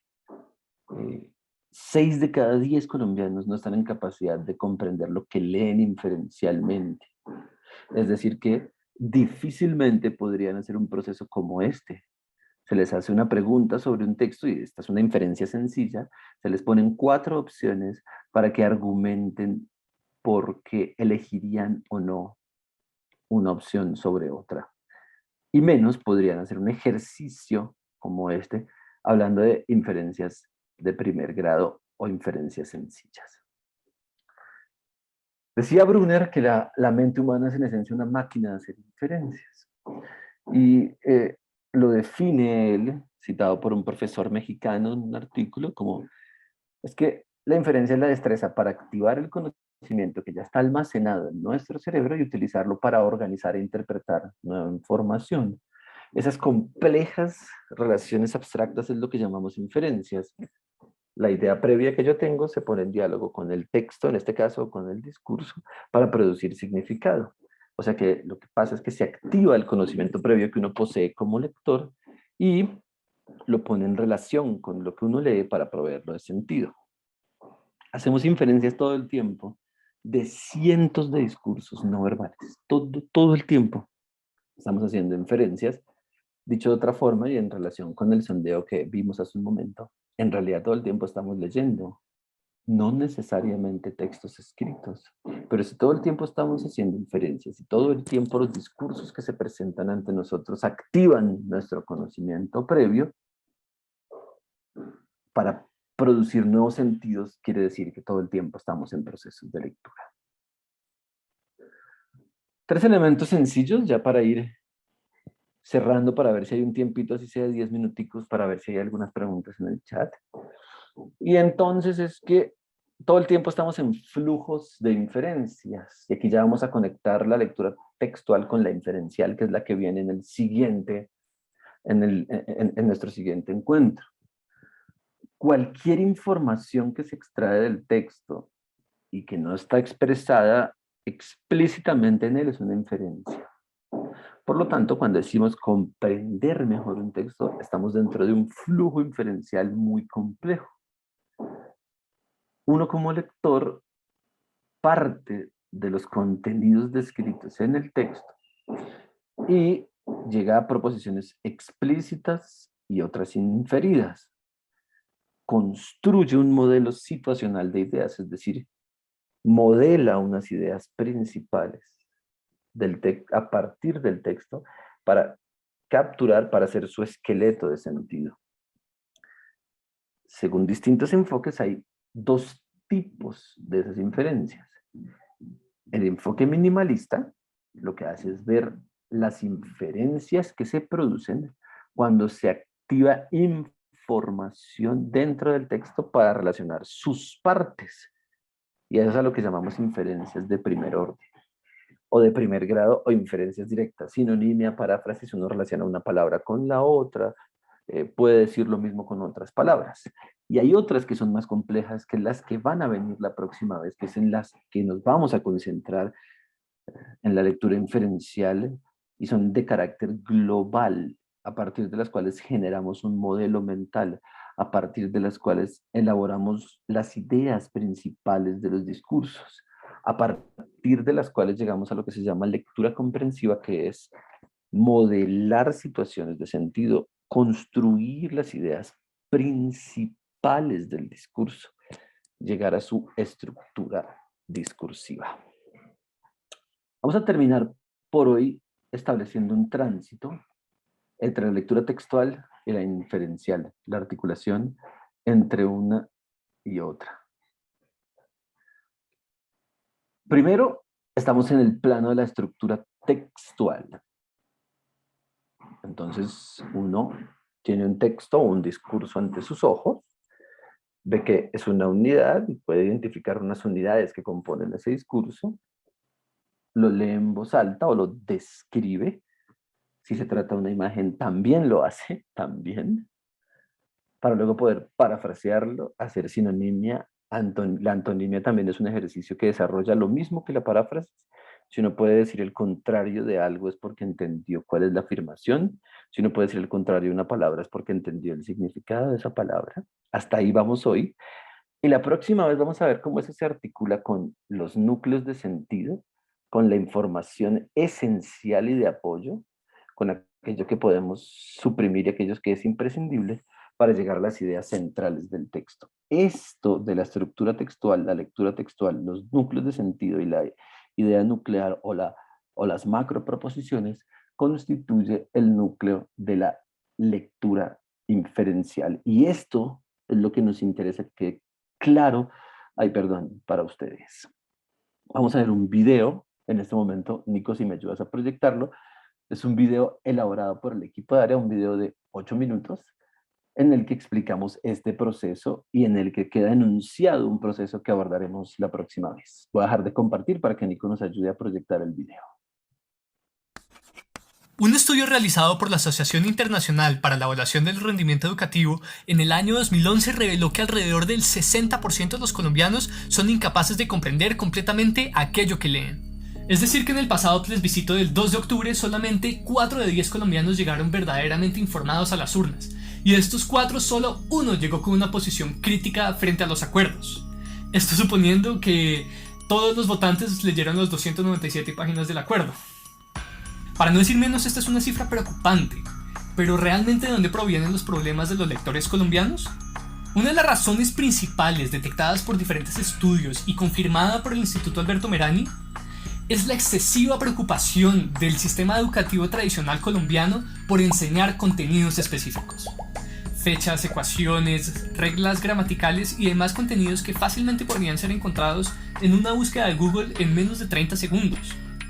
Nadie está diciendo que estos contenidos no sean importantes, pero no podemos primar este tipo de educación sobre el mismo desarrollo de nuestros jóvenes. Es más, el mismo gobierno se ha alejado de este tipo de educación a través de sus pruebas de estado, que desde el año 2000 se han centrado en evaluar las competencias, más no la memoria específica de los estudiantes. Pero aún así, los resultados siguen siendo deficientes. Los resultados nunca han superado el 50% de las respuestas correctas, es decir, que el sistema educativo lleva más de década y media rajándose en sus propias pruebas. Para poder lograr el objetivo de educar sujetos capaces de comprender y analizar críticamente un texto, es de suma importancia que estos logren encontrar la esencia de la información descrita en el discurso, que logren inferir sobre lo dicho y que apliquen sus conocimientos previos a toda esta nueva información. Esta es una labor que concierne a todos los educadores, a todas las áreas y todas las asignaturas. No es algo que queda relegado al salón de clases o a la asignatura de lenguaje o algo que se imparte desde rectoría. Esto es una labor que trasciende el salón. ¿Pero por qué? Es imposible desarrollar las competencias específicas de otras áreas, como la lógica matemática o la ortografía, sin antes haber desarrollado no solo las competencias lectoras, sino también el pensamiento y los valores. Estos son los 3 pilares y el eje del desarrollo del individuo, y esta es la base pedagógica de la propuesta del Merani. Podemos entender la transversalización como la mediación de los aprendizajes que se considera son los más generales, contextuales y pertinentes para todos los estudiantes. Y es que la lectura crítica es un aprendizaje básico en la vida de todos los individuos. Sin ella nos es imposible formar un criterio frente a una realidad que nos presenta el contexto. Es una habilidad que nos convierte en verdaderos ciudadanos y no en personas que se dejan manipular por las mentiras y la desinformación que hoy en día pululan en medios de comunicación, en las conversaciones diarias y en las redes sociales. El primer paso hacia este objetivo es la constitución de la lectura inferencial, que nos permite extraer información entre líneas de cualquier discurso o inferir sobre aquello que no está dicho explícitamente. La lectura inferencial es el primer escalón hacia el desarrollo completo de la lectura crítica y el paso previo a la constitución de las estructuras semánticas, tema que hemos tratado previamente en este video.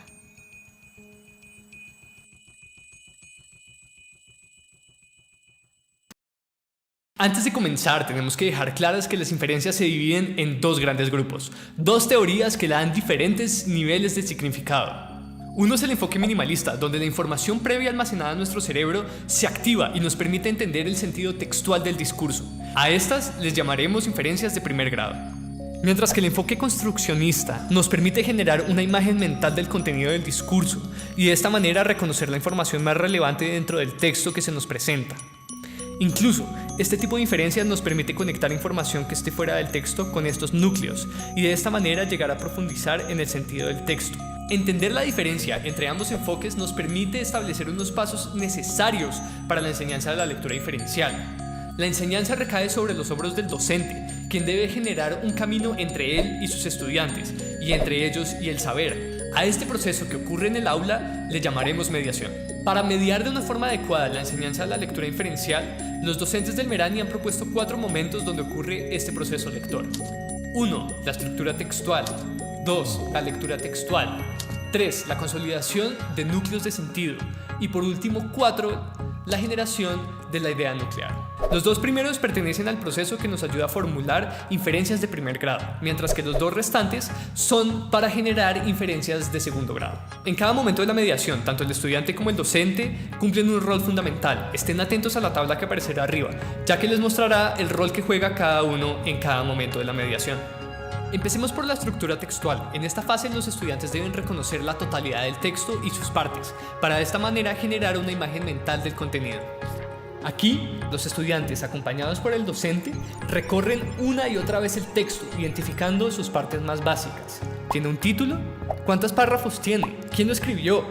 Además, aquí el docente lleva a que sus estudiantes integren el texto dentro de su contexto, a que indaguen la procedencia del discurso, su autor y demás elementos que puedan hacer cobrar relevancia al texto dentro de su mundo. Una vez logrado esto, los estudiantes estarán listos para pasar a la siguiente fase, la lectura textual. En este momento de la mediación, los estudiantes comienzan a conectar su conocimiento previo con la información que les es presentada y buscan, con ayuda del docente, palabras sinónimas o antónimas que les ayuden a entender en sus propias palabras la información que les es presentada. Para este instante, el estudiante podrá parafrasear el contenido del texto, lo que nos indica que ya tiene una imagen mental que representa el texto dentro de su mente, es decir, ha logrado una inferencia directa o de primer grado. Continuemos con la formación de núcleos de sentido del texto. Aquí lo esencial es que los estudiantes logren validar sus hipótesis formuladas a partir de las inferencias de primer grado, basados en la jerarquización del contenido del discurso. Vamos paso a paso. El profesor debe guiar a los estudiantes a encontrar la información más relevante de un texto, aquella que se resalta o es reiterada. Acá podemos ver que la palabra libro se repite en el título, en la oración inicial y en el cierre. Debe ser importante, ¿verdad? Entonces, ¿para qué sirven los demás conceptos? Estos son ejemplos que nos muestran cómo el hombre ha desarrollado extensiones de su cuerpo. Este pequeño ejercicio nos deja con 2 principales núcleos de sentido. Paso seguido, el estudiante podría resaltar estos 2 para separar estos contenidos esenciales del resto de información menos relevante. Aún falta un último paso para la consolidación de la generación de las inferencias de segundo grado, y este es la identificación de la idea nuclear o central. Debemos iniciar por retomar los núcleos de sentido identificados en el paso anterior, para organizar su información de una manera lógica y jerarquizada. Los estudiantes deben identificar la importancia de estos núcleos y priorizarlos. ¿Cuál es más general? Si logramos escoger uno de estos, estaremos listos para formular una macroproposición, que básicamente consiste en sintetizar este núcleo en palabras propias, buscando describir lo más importante del discurso en un párrafo corto y conciso. Aquí los docentes tienen que estar muy atentos a las macroproposiciones que formulan sus estudiantes, para de esta manera complejizar la comprensión del texto. Deben preguntarse si esta macro no excluye información pertinente o relevante, y si esta idea refleja el sentido verdadero del discurso. Una vez logrado esto, estaremos seguros que los estudiantes se han llevado consigo la esencia del discurso, sus elementos constitutivos y una comprensión más profunda del discurso, es decir, han logrado una lectura inferencial. En conclusión, en este video hemos aprendido la relevancia que tiene la lectura inferencial en el desarrollo de nuestros estudiantes, además de las diferentes posturas que tienen los académicos frente al tema hoy en día. Y por último, las fases para la mediación de esta enseñanza en el aula. Esperamos que los docentes y las instituciones entiendan la importancia de centrarnos en el desarrollo de competencias, además del rol fundamental que juegan los docentes en la constitución de una sociedad crítica e informada. Pueden encontrar una discusión más profunda en el rol de la lectura inferencial en la educación, así como una descripción más detallada de las fases de la mediación en el texto Didáctica para el desarrollo de la lectura inferencial en la educación básica, escrito por Henry Sampedro y Vanessa Vargas, texto sobre el cual se basó este video. Lo podrán encontrar en el link de la descripción de este video, aquí abajo.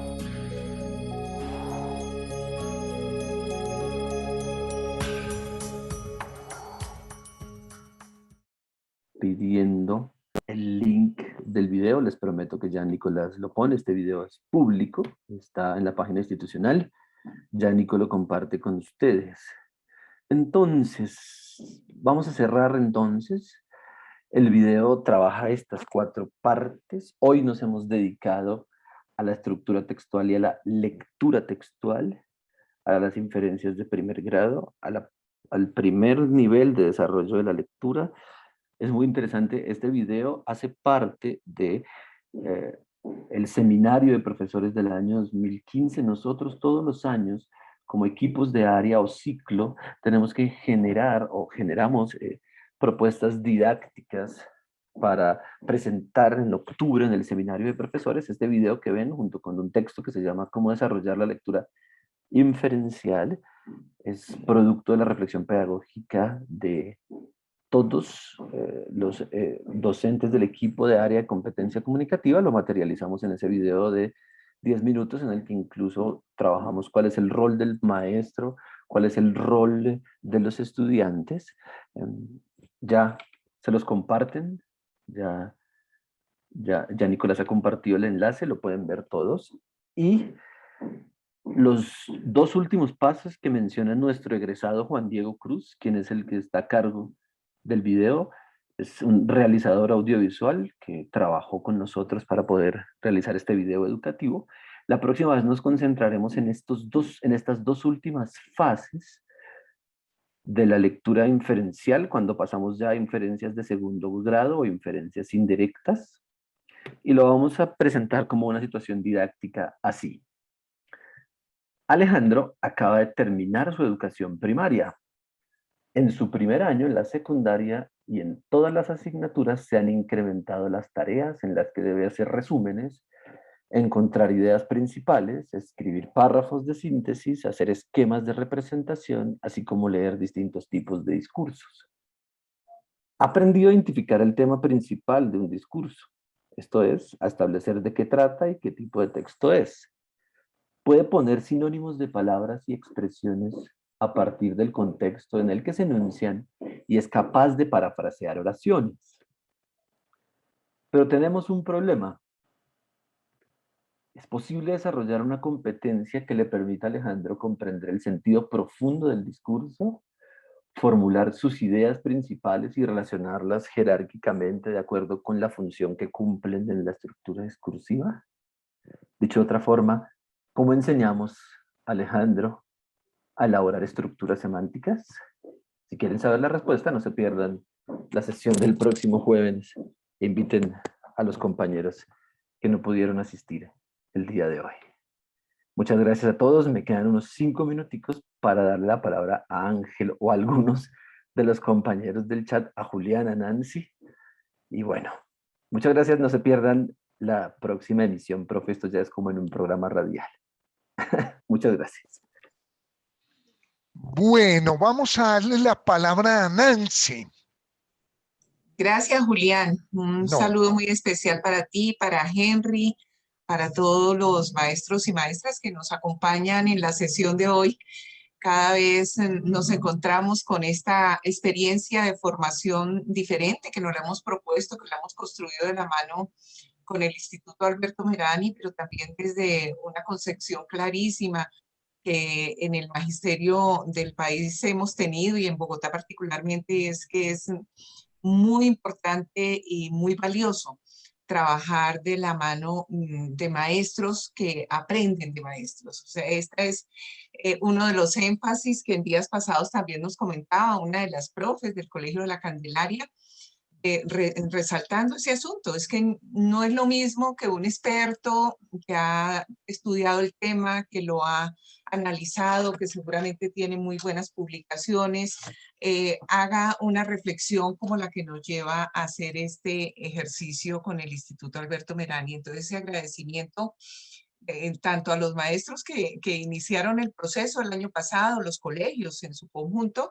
como a los que se mantienen e intentan, porque sabemos que las circunstancias han cambiado, intentan mantener la posibilidad de seguirse formando en colectivo.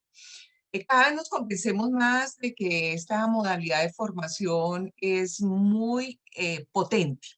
Además de ser pertinente, además de estar acompañada con un propósito, que es un propósito que está contemplado en el Plan de Desarrollo de Cierre de Brechas, y particularmente un cierre de brechas que está asociado a la competencia comunicativa, pues también hay un esfuerzo muy fuerte en reconocer que la formación la formación situada que se produce en los colegios con la participación de colectivos de maestros, ideal que esté el rector. Los rectores y las rectoras son fundamentales porque ellos son los que también tienen una responsabilidad para orientar estos procesos de transformación al interior de los colegios. Ideal que estén los colegas coordinadores, que estén las orientadoras, que estén todos los equipos que dinamizan los procesos de reflexión al interior de los colegios para avanzar con el proyecto educativo institucional, pero fundamentalmente para darle sentido a una acción que les propia a la escuela. O sea, no es extraño que estemos hablando y le pongamos tanta fuerza al tema de las competencias y en el contexto y desde las particulares condiciones que nos ha mostrado el instituto, desde esa experiencia que tienen también de formación de estudiantes y de formación de maestros. No es extraño que hablemos de las competencias comunicativas, pero una cosa es hablarlo y otra es cómo lo hacemos. ¿Cuáles son esos elementos esenciales que hoy en esta conferencia Henry nos los mostraba? Hacíamos un poco, pues yo un poco aquí hacía retrospectiva de cuando estuvimos en el aula, cuando estuvimos en la escuela, cuando particularmente tuve la experiencia de ser rectora de un colegio y seguramente que intentábamos generar condiciones para que nuestros niños, niñas y los maestros mismos aprendiéramos una manera mucho más, si me lo permiten, mucho más efectiva, mucho más funcional de pensar los temas de la comunicación, los temas del lenguaje. Y pues creo que la conclusión es que los maestros también tenemos que hacernos la pregunta hacia adentro, ¿qué tanto hemos desarrollado nosotros mismos esa competencia comunicativa para también generar unas condiciones favorables en la enseñanza, para que nuestros estudiantes aprendan a desarrollar esa competencia desde la acción, para que sea un asunto que no solamente esté ligado, como también lo vimos en las preguntas que se han planteado en estos encuentros, no solamente esté ligado a la clase de lenguaje, no solamente esté ligado a unos procesos particulares que desarrolle, sino que sea una responsabilidad, un compromiso institucional.